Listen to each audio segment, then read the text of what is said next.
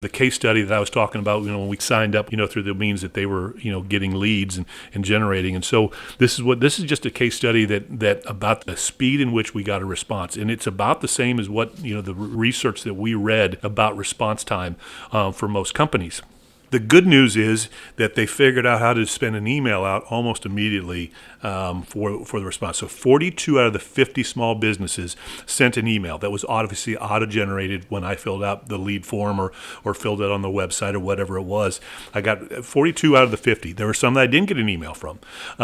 16 of those 50, I got an automated text immediately.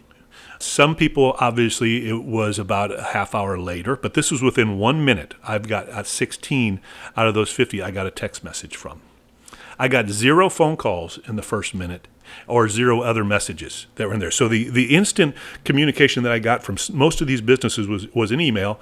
Some of them had an auto text going. Now, this is interesting. Between 2 and 15 minutes, the other 50, I got 8 other emails. 0 text, 0 calls, 0 other in 15 minutes. Between 16 minutes and an hour, I received 4 more text messages from those companies that were not in that 50, and then 2 phone calls within an hour, which is those 2 phone calls.